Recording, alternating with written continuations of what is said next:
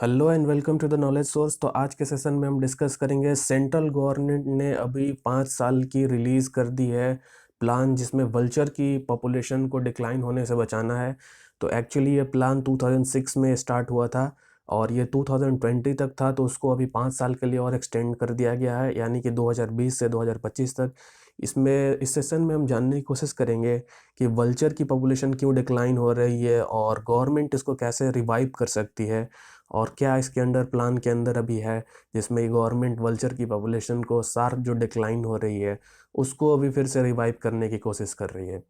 तो चलिए स्टार्ट करते हैं। स्टार्ट करने से पहले मैं आपको बता दूं, आप हमारे Telegram channel knowledge at source से भी जुड़ सकते हैं, या आप हमें फेसबुक पे भी फॉलो कर सकते हैं www.facebook.com/knowledge@source।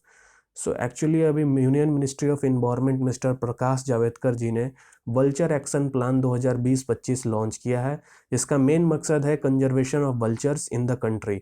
सो अभी आपको मालूम होगा, अगर 1990 से देखा जाए तो वल्चर की पॉपुलेशन एक शार्प डिप लेती है, उसकी पॉपुलेशन बहुत ही रैपिड तरीके से डिक्लाइन होती है, जिसके चलते गवर्नमेंट एक अलार्मिंग सिचुएशन पे आ जाती है। और फिर गवर्नमेंट ने बहुत सारे ऐसे प्लान्स बनाए जहाँ पे वल्चर्स की पॉपुलेशन जो है उसको रिवाइव करने की कोशिश की गई थी। और ये जो प्लान है एक्चुअली 2006 में स्टार्ट किया गया था। और ये प्लान जो मेन मकसद था, क्योंकि जो डिक्लाइन जो हो रहा था वल्चर की पॉपुलेशन की, और ये जो अभी प्लान है वो एक्चुअली ये सिर्फ बात नहीं कर रहा है कि डिक्लाइन होने से बचाना है, बट कि ये एक रिवाइविंग कॉन्सेप्ट है, जहाँ पे ये देखा जा सकता है कि यहाँ पे ये इस प्लान में ये भी बात किया गया है कि ना सिर्फ रिवाइव किया जा सके बट इनकी ग्रोथ को भी फिर इंटैक्ट किया जा सके और इनकी ग्रोथ में इन्हेंसमेंट करवाई जा सके। ये मेन मकसद है, ठीक है। और अगर वल्चर नंबर देखा जाए, 90% जो है वो डिक्रीज हो गया था 1990 से अभी 2010 तक।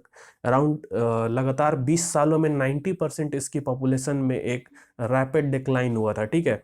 और ये जो डिक्लाइन हुआ था, ये डिफरेंट स्पीसीज में, वल्चर की डिफरेंट स्पीसीज इंडिया में पाई जाती है। उसमें मेजोरिटी अगर देखा जाए तो 3 ऐसे स्पीसीज थी जहाँ पे 90% से ज़्यादा इसकी जो स्पीसीज थी उस कैटेगरी की, वो वाइप आउट हो गई थी।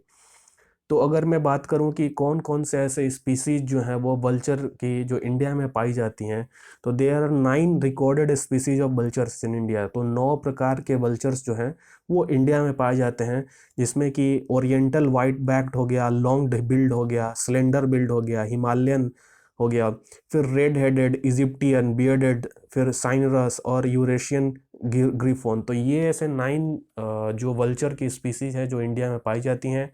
और अगर देखा जाए 1990 से 2007 के बीच में 3 जो ऐसे कैटेगरी थे जिनमें ये क्रिटिकली इंडेंजर्ड तक पहुंच गए थे, 3 ऐसे स्पीसीज जो थे, उनमें जो 3 स्पीसीज हैं वो है oriental white backed, long build and slender billed. तो ये 3 स्पीसीज जो थे उसके मोर देन 90% से भी इसकी स्पीसीज डिक्लाइन हो गई थी, और वो एक तरह से बोला जाए तो एक्सटिंक्ट के कगार तक पहुंच गया था। लेकिन अभी अगर देखा जाए तो उसमें उसकी ग्रोथ जो है उसमें कुछ रिवाइवल हुई है। और ऐसा माना जा रहा है कि अराउंड लाइक अगर अच्छे से काम किया जाए अगले 5 सालों में, तो इसकी ग्रोथ है वो फिर से रिवाइव हो सकती है। सो अगर मैं बात करूं कि अगर दूसरे स्पीसीज जो वल्चर्स की हैं, रेड हेडेड वल्चर्स जो है वो भी क्रिटिकली इंडेंजर्ड तक पहुंच गया था। जो उसकी डिक्लाइन जो थी वो 90% तक हो गई थी, और इजिप्टियन वल्चर जो है उसकी 80% तक हो गई थी। तो किसी भी कैटेगरी की वल्चर अगर आप देखें, वो सारे में उसकी पॉपुलेशन बहुत ही तेज़ी से गिर रहे थे। और इसका मेन मकसद ये था कि पहला, अगर मैं कैटेगराइज तरीके से बात करूं कि क्या क्या ऐसे रीजन्स हो सकते हैं, तो देखिए सबसे पहले तो एक तरीके से ये बताया नहीं जा सकता है कि क्या ऐसे मेजर रीजन्स थे जो वल्चर की पॉपुलेशन में डिक्रीज हो रहे थे। लेकिन अगर प्रिसाइज तरीके से मैं अगर देखूं तो फैक्टर्स जैसे पोचिंग, उसको मारा जा रहा था, उसकी एपिडेमिक जो थी, या फिर उसकी जो हैबिटेट जो थे जहाँ पे वो जनरली किसी एक तरीके के हैबिटेट को चूज़ करते हैं अपने एग के लिए, या फिर एग लाइंग के लिए, तो उस हैबिटेट जो डिस्ट्रक्शन हो रहा था या फिर उसकी जो पोचिंग हो रही थी, ये एक मेजर फैक्टर था। इसके बाद जो मेजर फैक्टर, जो सबसे मेजर फैक्टर माना जाता है, वो था यूज़ ऑफ डाइक्लोफेनेक। सो ये जो डाइक्लोफेनेक दवाई है, जो फार्मर्स या फिर जो पशु रखते हैं, मवेशी रखते हैं, वो यूज़ करते हैं तो treat pain of inflammatory disease in mammals. तो जो भी उनके पास एनिमल्स हैं, हाउस होल्ड एनिमल्स या पेट एनिमल्स, गाय भैंस ये सब, तो उसमें ये जो डाइक्लोफेनेक दवाई है उसको यूज़ किया जाता है उनकी जो पेन है उसको कम करने के लिए। और जो उनके घुटने होते हैं या फिर कोई भी जुड़ाव ऐसे हैं जहाँ पे वो एक जलन सी महसूस होती है, उस समय ये डाइक्लोफेनेक फार्मर्स के द्वारा यूज़ किया जाता है अपने मवेशियों के लिए।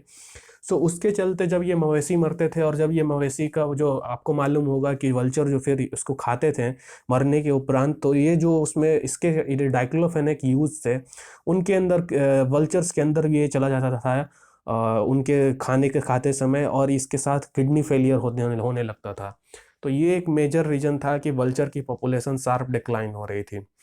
सो अभी देखिए वल्चर क्यों इम्पोर्टेंट है ये आपको देखना पड़ेगा। एक मैं आपको आइडिया बता दे रहा हूँ। सबसे पहले तो वल्चर एक इम्पॉर्टेंट रोल प्ले करता है पब्लिक सैनिटेशन में। तो पब्लिक सैनिटेशन में एक की रोल प्ले करता है। और अगर देखा जाए 1990 से, अगर जब जिसकी स्पीड से, जिस रफ्तार से पॉपुलेशन डिक्रीज हुई है, उसके चलते ऐसा भी माना जाता है कि जो एक रैपिड एक्सप्लोजन हुआ है रैट के और वाइल्ड डॉग्स की पॉपुलेशन में, वो इसका मेन रीज़न था कि वल्चर की पॉपुलेशन डिक्रीज हो रही थी। इसके अगर तो फिर अभी क्वेश्चन उठता है कि कैसे वल्चर की पॉपुलेशन को, ग्रोथ को फिर से रिवाइव किया जा सके, या फिर इसकी जो पॉपुलेशन डिक्लाइन हो रही है उसको रोका जा सके। तो देखिए सबसे पहले तो अभी हमें कंजर्वेशन एक तरीके से कम्युनिटी पार्टिसिपेशन के द्वारा इंश्योर करना पड़ेगा। इसमें कि गवर्नमेंट को ये इंश्योर करना पड़ेगा कि कम्युनिटी पार्टिसिपेशन जो भी कर रहे हैं उसमें ये मेजर रोल प्ले कर सकें वल्चर्स की पॉपुलेशन को, ग्रोथ को इंटैक्ट करने के लिए। इसके साथ गवर्नमेंट कुछ इकोनॉमिक इंसेंटिव भी प्रोवाइड कर सकती है लोकल कैटल ब्रीडर्स को, जो डाइक्लोफेनेक की जो सब्स्टिट्यूट दवा है उसको यूज़ करने के लिए, ताकि जो वल्चर्स हैं वो अगर इन पशु के मरने के बाद को अगर इन्हें यूँ खाए तो फिर उनसे कोई ऐसा उनकी बॉडी पे इम्पैक्ट ना पड़े। तो ये कुछ ऐसे स्ट्रैटेजीज हैं जिसके गवर्नमेंट अडॉप्ट कर सकती है गवर्नमेंट वल्चर्स की पॉपुलेशन को डिक्लाइन होने से बचाने के लिए। सो दैट्स इट फॉर टुडे। मैं आशा करता हूँ कि आपको कुछ इसमें नया सीखने को मिला होगा। आप हमें फेसबुक चैनल पे फॉलो कर सकते हैं, यहाँ पे आप क्वेश्चंस, क्वेरीज कुछ भी पूछ सकते हैं। So that's it for today. Thank you always to all of you for joining.